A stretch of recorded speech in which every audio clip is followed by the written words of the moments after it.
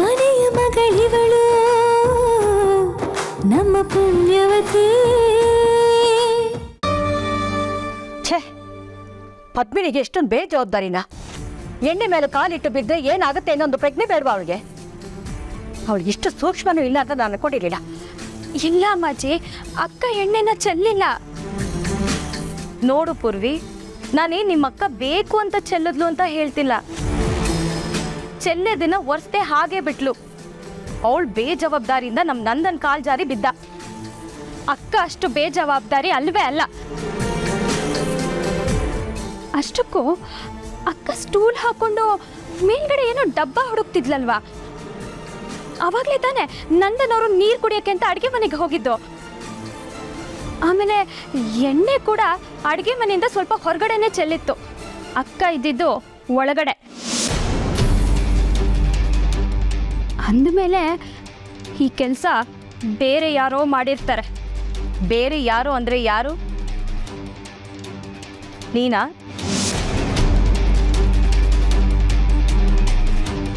ನೀನ ಎಣ್ಣೆ ಚೆಲ್ಲಿ ನಂದನ್ ಬೀಳೋ ಹಾಗಾಗಿದ್ದು? ಚಂಚಲ, ಏನು ನಂದನ್ ಬಿದ್ನ? ಎಲ್ಲಿ, ಹೇಗೆ? ಅದು ಅಡುಗೆ ಮನೆ ಹತ್ರ ಎಣ್ಣೆ ಚೆಲ್ಲಿತ್ತು. ನಂದನ್ ಅವರು ಅದ್ರ ಮೇಲೆ ಕಾಲಿಟ್ಟು ಬಿದ್ದೋದ್ರು. ಅವ್ರ ಕಾಲಿಗೆ ತುಂಬ ಏಟಾಗೈತೆ. ಆಸ್ಪತ್ರೆಗೆ ಕರ್ಕೊಂಡು ಹೋಗವ್ರೆ.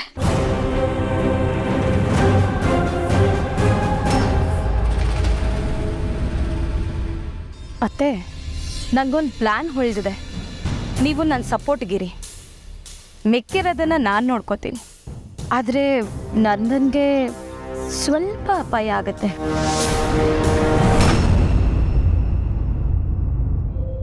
ಅಂದರೆ ಇದು ಚಂಚಲ ಕೆಲಸನ? ನಾನು ಬೇಡ ಅಂತ ಎಷ್ಟು ಹೇಳಿದ್ರು ಇವಳು ನಂದನ್ಗೆ ಅಪಾಯ ಆಗೋ ಹಾಗೆ ಮಾಡಿಬಿಡ್ಲಲ್ಲ. ಛೇ, ಅಯ್ಯಯ್ಯೋ, ಇವ್ರು ನನ್ನ ಹೆಸರೇನಾದರೂ ಹೇಳ್ಬಿಟ್ರೆ ನಾನು ಏನು ಮಾಡಲಿ? ಅದೇನು ಗ್ರಾಚಾರ ಇತ್ತೋ ಏನೋ, ಈ ಥರ ಆಗೋಯ್ತಲ್ಲ.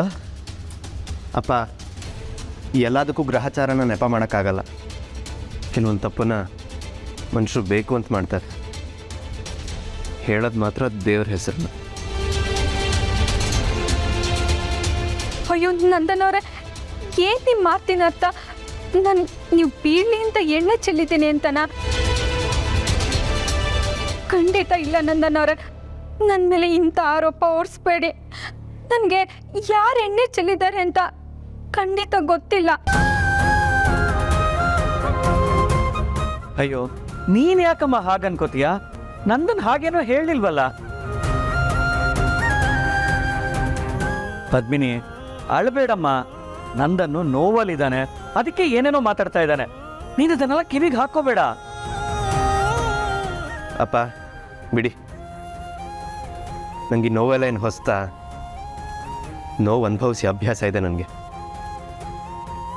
ಇದೆಲ್ಲ ಯಾವ ಲೆಕ್ಕಕ್ಕೂ ಇಲ್ಲ. ಯಾಕೆ ನಂದನ್ ಅವರೇ ಹೀಗೆ ಚುಚ್ಚಿ ಚುಚ್ಚಿ ಮಾತಾಡಿ ನನ್ನನ್ನು ಕೊಲ್ತಾ ಇದ್ದೀರಾ? ನಾನೇ ತಪ್ಪು ಮಾಡಿಬಿಟ್ಟೆ. ನಾನು ಬಿದ್ದ ಹಾಗೆ ನಾಟಕ ಮಾಡೋಕ್ಕೆ ಹೋಗಬಾರ್ದಾಗಿತ್ತು. ಆದರೆ ಕೊನೆಗೆ ನಾನು ನಾಟಕ ಮಾಡ್ತೇ ಇದ್ರು ನಿಜವಾಗ್ಲೂ ಬೀಳೋ ಹಂಗಾಯ್ತು. ನೀವು ಓಡ್ ಬಂದು ಬಿದ್ದೇ ಬಿಟ್ರಿ. ಛೇ. ಅಪ್ಪ, ಮೊದಲು ಮನೆಗೆ ಹೋಗೋಣ. ನನಗೆ ಇಲ್ಲಿರೋಕ್ಕಾಗ್ತಿಲ್ಲ. ಹೋಗೋಣ ನಂದನ್, ಡಾಕ್ಟ್ರ್ ಬರಲಿ. ಅವ್ರು ನಿನಗೆ ಮೆಡಿಸಿನ್ ಎಲ್ಲ ಬರ್ಕೊಡ್ಬೇಕಲ್ವಾ? ಎಷ್ಟು ದಿನ ರೆಸ್ಟ್ ಮಾಡಬೇಕು ಅಂತ ತಿಳಿಸ್ಬೇಕಲ್ವಾ? ಇದು ಬರೀ ನೋವಲ್ಲ, ಕ್ರ್ಯಾಕ್ ಬಂದಿದೆ. ನನಗೆ ಇಲ್ಲಿ ಉಸಿರು ಕಟ್ದಂಗೆ ಆಗ್ತಿದೆ ಅಪ್ಪ. ಬನ್ನಿ, ನಾನು ಆಚೆ ಕರ್ಕೊಂಡು ಹೋಗ್ತೀನಿ. ಆಚೆ ಒಳ್ಳೆ ಗಾಳಿ ಬಿಡಿಸೈತೆ, ನಿಮ್ಗೆ ಆರಾಮಾಗುತ್ತೆ. ಏನೂ ಬೇಡ, ನೀನು ಆ ತೊಂದರೆನೇ ತಗೋಬೇಡ. ಅಪ್ಪ ಬನ್ನಿ ಹೋಗೋಣ. ಛೇ, ನಂದನ್ ಅವ್ರ ಕೋಪನ ಕಮ್ಮಿ ಮಾಡೋಣ ಅಂತ ಹೋಗಿ ಮತ್ತಷ್ಟು ಹೆಚ್ಚಾಯ್ತಲ್ಲ. ಈ ಎಣ್ಣೆ ಚೆಲ್ದವ್ರು ಯಾರು? ನಾನು ಅಡುಗೆ ಮನೆಗೆ ಹೋಗುವಾಗ ಎಣ್ಣೆ ಬಿದ್ದಿರಲಿಲ್ಲ ಅಲ್ವಾ? ಎಂಥ ಕೆಲಸ ಮಾಡಿಬಿಟ್ಟೆ ಚಂಚಲ ನೀನು. ಆಗಲೇ ನಾನು ನಿಂಗೆ ಹೇಳಿಲ್ವಾ ನಂದನ್ಗೇನೂ ಆಗಬಾರ್ದು ಅಂತ? ಆದರೂ ಇಂಥ ಕೆಲಸ ಮಾಡಿದ್ಯಲ್ಲ ನೀನು. ಸುಮ್ಮನಿರಿ ಅತ್ತೆ. ನಂದನ್ಗೇನೋ ದೊಡ್ಡದಾಗಿ ಏಟಾಗಿರೋ ಥರ ಡ್ರಾಮಾ ಮಾಡಬೇಡಿ. ಜಸ್ಟ್ ಕೈಗೊಂಚೂರು ಕಾಲ್ಗೊಂಚೂರು ಏಟಾಗಿದೆ ಅಷ್ಟೇ. ಚಿಲ್. ಸಾಕು, ಸುಮ್ಮನೆ ಇರು. ಚೂರು ನೋವಾಗಿದೆಯೋ ಅಥವಾ ಮುರ್ದೆ ಹೋಗಿದೆಯೋ ಅನ್ನೋದು ಡಾಕ್ಟರ್ ಹತ್ರ ಹೋಗಿದ್ರಲ್ಲ ಅವ್ರ ಮನೆಗೆ ವಾಪಸ್ ಬಂದ್ಮೇಲೆ ಗೊತ್ತಾಗುತ್ತೆ. ಅಲ್ಲ, ನಂದನ್ ನಿನ್ಗೇನು ಮಾಡಿದ್ದಾನೆ? ಪದ್ಮಿನಿ ಮೇಲಿರೋ ಕೋಪಕ್ಕೆ ನಂದನಿಗೆ ಶಿಕ್ಷೆ ಕೊಟ್ಬಿಟ್ಟಿಲ್ಲ ನೀನು. ಅತ್ತೆ, ತುಂಬ ಎಮೋಷ್ನಲ್ ಆಗಕ್ಕೆ ಹೋಗಬೇಡಿ. ಜಸ್ಟ್ ಪ್ರಾಕ್ಟಿಕಲಾಗಿ ಥಿಂಕ್ ಮಾಡಿ. ನಮಗೇನು ಪದ್ಮಿನಿ ಅಪರಾಧಿ ಆಗಬೇಕಾಗಿತ್ತು ತಾನೆ. ಸೊ ನಂದನ್ಗೆ ಏನಾದರೂ ಅಪಾಯ ಮಾಡೋದು ಅನಿವಾರ್ಯ ಆಗಿತ್ತು. ಸೊ ಮಾಡಿದೆ ಅಷ್ಟೇ. ನೋಡು, ಮಾಡೋದೆಲ್ಲ ಮಾಡಿ ಮೊಂಡವಾದ ಮಾಡಬೇಡ ನೀನು. ನಾನು ಬರ್ತಾ ಇರೋ ಕೋಪಕ್ಕೆ ಅಮ್ಮಾಜಿ ಹತ್ರ ಹೋಗಿ ಎಣ್ಣೆ ಚೆಲ್ಲಿದ್ ನೀನೆ ಅಂತ ಹೋಗಿ ಹೇಳ್ಬಿಡ್ತೀನಿ. ಅಯ್ಯೋ ಪ್ಲೀಸ್ ಅತ್ತೆ, ಆ ರೀತಿಯೆಲ್ಲ ಮಾಡಕ್ಕೆ ಹೋಗಬೇಡಿ. ನಾನೇನು ಇದನ್ನೆಲ್ಲ ನನ್ನ ಖುಷಿಗೆ ಮಾಡ್ತೀನಾ? ನಿಮಗೂ ಆ ಪದ್ಮಿನಿ ಅಂದರೆ ಇಷ್ಟ ಇಲ್ಲ ತಾನೆ? ಮೊದಲೇ ಈ ಮನೇಲಿ ನನ್ನನ್ನು ನಿಮ್ಮನ್ನು ಲೆಕ್ಕಕ್ಕೆ ಇಟ್ಕೊಂಡಿಲ್ಲ. ಆ ಪದ್ಮಿನಿ ಬಂದಮೇಲಂತೂ ನಮ್ಮ ಮುಂಚೆ ಕೊಡ್ತಾ ಇದ್ದಿದ್ದ ಮರ್ಯಾದೆನೂ ಇಲ್ದಂಗಾಗಿದೆ. ನಾನು ಆ ಪದ್ಮಿನಿನ ಸೈಡ್ ಲೈನ್ ಮಾಡಬೇಕು ಅಂತ ಒದ್ದಾಡ್ತಿದ್ದೀನಿ.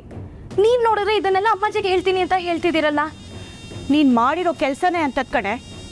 ಅಲ್ಲ, ಇವತ್ತು ಪದ್ಮಿನಿನ ಕೆಟ್ಟವಳನ್ನಾಗಿ ಮಾಡೋದಕ್ಕೆ ನಂದನ್ನ ಬೀಳಿಸ್ದೆ. ನಾಳೆ ನೀನು ಒಳ್ಳೆಯವಳಾಗೋದಕ್ಕೆ ನನಗೇನು ಮಾಡಲ್ಲ ಅನ್ನೋದಕ್ಕೆ ಏನು ಗ್ಯಾರಂಟಿ? ಇನ್ನು ನೀನು ನಂಬೋದ್ರಲ್ಲಿ ಅರ್ಥನೇ ಇಲ್ಲ. ಚಂಚಲ, ಹೆಸ್ರಿಗೆ ತಕ್ಕ ಹಾಗೆ ಇದೆಯಾ? ನಿನ್ನ ಮನಸ್ಸಲ್ಲಿ ಯಾವಾಗ ಏನು ಓಡುತ್ತೋ ಏನೋ, ಆ ದೇವರೇ ಬಲ್ಲ. ಸರಿ, ಈಗೇನು? ನಾನೇ ಎಣ್ಣೆ ಚೆಲ್ಲಿದ್ದು ಅಂತ ಅಮ್ಮಾಜಿ ಹತ್ರ ಹೇಳ್ತೀರಾ? ಸರ್, ಹೇಳೋದಿದ್ರೆ ಹೇಳಿ, ನಾನಂತೂ ಸುಮ್ಮನೆ ಇರಲ್ಲ. ನಾನು ಎಲ್ಲ ವಿಷಯನೂ ಅಮ್ಮಾಜಿಗೆ ಹೇಳ್ತೀನಿ. ನೀವು ನನ್ನ ಜೊತೆ ಎಲ್ಲ ವಿಷಯದಲ್ಲೂ ಕೈ ಜೋಡಿಸಿದ್ದು, ಮೊನ್ನೆ ವಾಷಿಂಗ್ ಮಿಷಿನ್ ತಂದಿದ್ದು, ಪದ್ಮಿನಿ ಕೈಲಿ ಬಟ್ಟೆ ಹೋಗಿಸಿದ್ದು, ಒಂದೊಂದಾಗಿ ಎಲ್ಲ ಹೇಳ್ತೀನಿ. ಹೇ, ಈಗ ಅದೆಲ್ಲ ಯಾಕೆ ಬಿಡು. ಸರಿ, ನಾನು ಯಾರ ಹತ್ರನೂ ಹೇಳಲ್ಲ. ಪಾಪ ನಂದನ್, ಅವನಿಗೇನು ಹೆಚ್ಚು ಪೆಟ್ಟಾಗದೇ ಇದ್ರೆ ಅಷ್ಟೇ ಸಾಕು.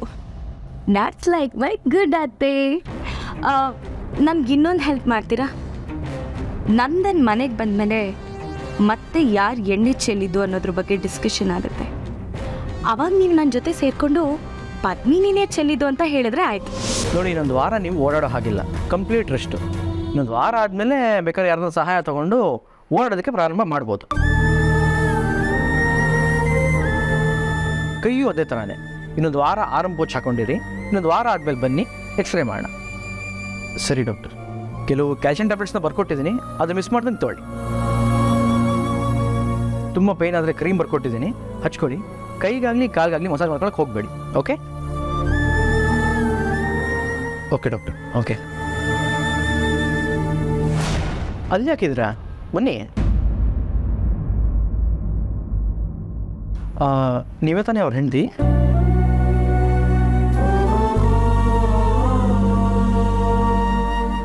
ಹೌದು ಡಾಕ್ಟರ್.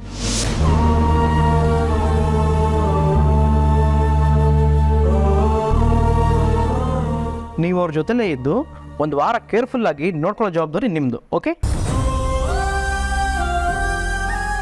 ನೀವು ಅವ್ರ ಜೊತೆಲೇ ಇರ್ತೀರಾ ಅಂದರೆ ಒಂದು ವಾರ ಆದಮೇಲೆ ವೀಲ್ ಚೇರ್ ಬೇಕಾಗಲ್ಲ, ಸ್ಟಿಕ್ಕು ಬೇಕಾಗಲ್ಲ. ಡಾಕ್ಟರ್, ನನ್ನ ಸೊಸೆ ನನ್ನ ಮಗನ್ನ ತುಂಬ ಚೆನ್ನಾಗಿ ನೋಡ್ಕೋತಾಳೆ. ಎಸ್, ನಿಮ್ಮ ಸೊಸೆ ನಿಮ್ಮ ಮಗನ ಎಷ್ಟು ಪ್ರೀತಿ ಮಾಡ್ತಾರೆ ಅಂತ ನಂಗೆ ಆಗಲೇ ಗೊತ್ತಾಯ್ತು. ಚಿಕ್ಕ ಕ್ರ್ಯಾಕ್ ಬಂದೆ ಅಂದ ತಕ್ಷಣ ಅಳಕ್ಕೆ ಶುರು ಮಾಡ್ಬಿಟ್ರಲ್ಲ.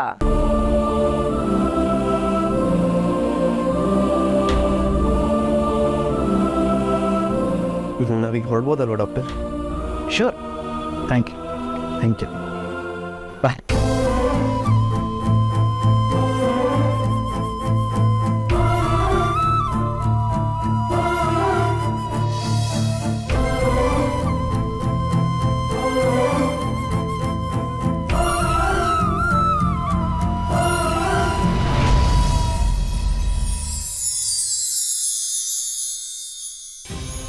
ಎಂಥ ಕೆಲಸ ಆಗೋಯ್ತು ದೇವ್ರೆ.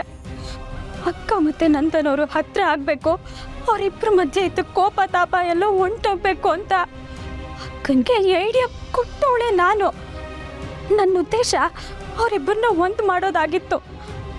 ಆದರೆ ಏನೇನೋ ಆಗೋಗಿ ನಂದನವ್ರಿಗೆ ಏಟಾಗೋಂಗಾಗೋಯ್ತಲ್ಲ. ಅದು ಯಾರು ಎಣ್ಣೆ ಚೆಲ್ಲಿದ್ರೋ ಏನೋ, ಆದರೆ ಈಗ ಅದು ಅಕ್ಕನ ತಲೆ ಮ್ಯಾಕೆ ಬತ್ತೈತೆ. ಹಂಗೇನಾದರೂ ಆಗ್ಬಿಟ್ರೆ ಈಗ ನಂದನವ್ರಿಗೆ ಮಾತ್ರ ಅಕ್ಕನ ಮ್ಯಾಕೆ ಬೇಸರ ಐತೆ. ಆಮೇಲೆ ಮನೆಯವರೆಲ್ಲ ಅವಳನ್ನ ತಪ್ಪು ತಿಳ್ಕೊಂಡು ಅವಳ ಮೇಲೆ ಬೇಸರ ಮಾಡ್ಕೊಂಡ್ಬಿಡ್ತಾರಲ್ಲ. ಇಲ್ಲ ಇಲ್ಲ, ಯಾವುದೇ ಕಾರಣಕ್ಕೂ ಹಂಗಾಗಬಾರ್ದು. ನಂದನವ್ರಿಗೆ ಏನು ಆಗದೆ ಇರಲಿದ್ದೆ ಅವರೇ ಅಕ್ಕನ ಮ್ಯಾಕೆ ಯಾವ ಆಪಾದನೆನೂ ಬರದೇ ಇರಲಿ. ಅವಳನ್ನ ನೀನೇ ಕಾಪಾಡಬೇಕು, ಅವಳ ಸಂಸಾರನ ನೀನೇ ಸರಿ ಮಾಡಬೇಕು.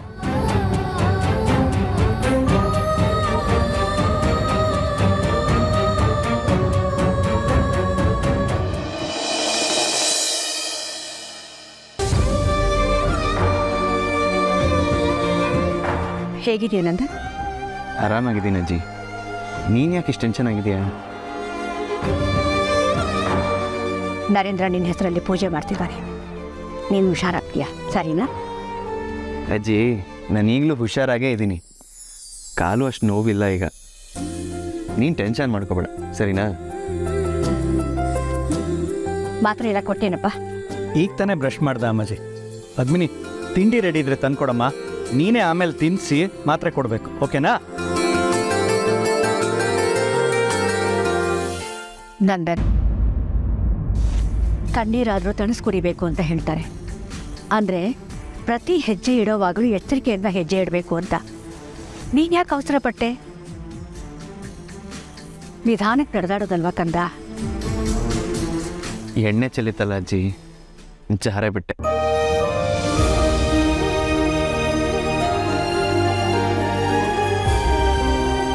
ಇಷ್ಟಕ್ಕೂ ಎಣ್ಣೆ ಯಾರು ಚೆಲ್ಲಿದ್ದು?